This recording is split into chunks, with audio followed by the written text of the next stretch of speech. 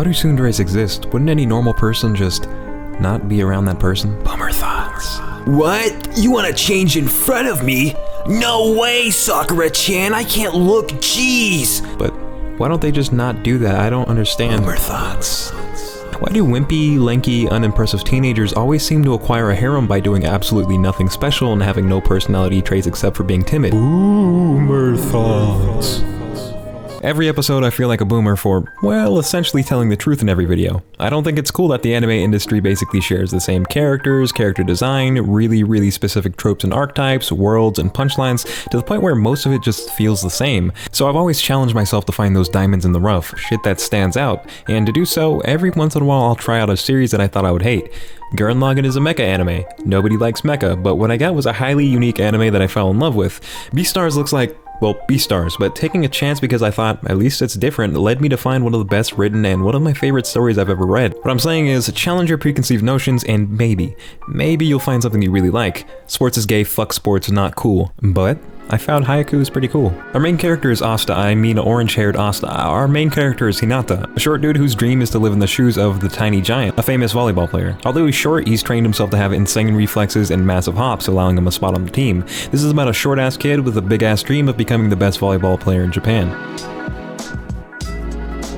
It's been a long time since I watched an anime and needed to see what happens next. The first episode does a really good job of not only entertaining you, but making you feel something. Disclaimer, I briefly played competitive volleyball for like 2 months of my lifetime, so I might be a little bit biased, but the show has an appeal that doesn't require you to give a fuck about the sport to enjoy. It's about a guy with a passion, regardless if or not the odds are stacked against him. That's something all of us can relate to and connect with. And it's because of this connection that when they lose, it felt like I lost. When they won, I'd won. Haikyuu really sucks you into this environment where, while you're watching, whether or not you give a shit about volleyball, you're invested. You got that right. When they lose. The characters all have special talents and excel in certain areas, but so does every other team. They're not given a special bias just because they're the ones we're watching on screen. Now the competitions? Hype. There'll be a practice match that lasts 2 episodes and I still find myself yelling, "Let's fucking go!" when Hinata hits an unlikely spike, and I got goosebumps constantly. Haikyuu is inspirational, hype, entertaining, and fun. I really don't believe that you have to enjoy volleyball to enjoy this anime. I personally just really resonated with Hinata's passion and dream rather than caring about the sport, similar to why I read this manga about art despite me not being an artist myself. However, Oh my god! this is a bit of a comedy anime. I personally have drafted a bit of a hypotenuse, a bit of an idiosyncrasy, if you will. It goes a little something like, if you're not funny, don't fucking make the anime 40% comedy.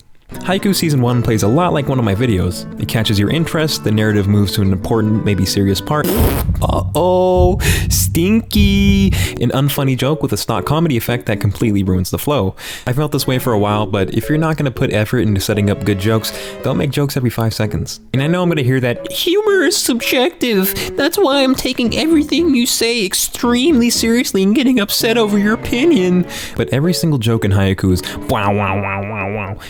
You don't look so good. Here's a silly face. Oh, this person got mad at this person for a really silly moment. Angry face. Oh, this person's mad at this person. He's so scary. I saw a lot of comments saying they found the series hilarious, so if you find it funny, then good for you. All I'm saying is every joke is a big predictable reaction to a really stupid situation that kind of holds the series back from a certain level of, I don't know. I also gotta say that a lot of the dialogue in the early parts of the anime really hurt. It really felt a lot like filler, and the characters were really just restating things that we already intuitively know, so I ended up skipping forward a few times and feeling like I didn't miss a single thing. This does get better as the series picks up and evolves into just straight volleyball match after match, but I thought I'd point that out. Character development is a pretty huge part of why I liked Haikyuu. I don't want to spoil too much, but it was really nice seeing characters that argued as much as my parents start getting along and becoming a team, unlike my parents. The main character is Asta with orange hair, but a million times less annoying. Honestly, if you grew up watching shonen, then you've seen Hinata. He's that basic main character with a dream who'll do whatever it takes to reach a goal, but despite that, I still really liked him. Something about the dude was likable, and again, his passion really manages to hype me up. There's some unlikable characters on the roster, but you can tell that's only because there's room for development. I was never really annoyed with anyone. In fact, when Asta starts beefing with someone, I always kind of rooted for him. Anyway, that's skipping a ton of people that I liked but want to let you discover. I think you're gonna like the team. Although one thing, I didn't realize that the volleyball team had a ton of bench warmers until episode 22. Who the fuck is this asshole? It made me feel awkward. Anyway. The art's cool. I thought the character design looked pretty solid, and for some reason Hinata's face usually has a ton of nice detail. When the characters put 100% of their effort into something, there's these really nice changes in animation that kind of key you into the feelings of the characters. However, I wasn't blown away. I came into this seeing some crazy ass clips of Kuroko no Basket and was expecting somewhat similar animation occasionally. I didn't get that, especially since the beginning of episode 1 has a super realistic shoe adjusting scene.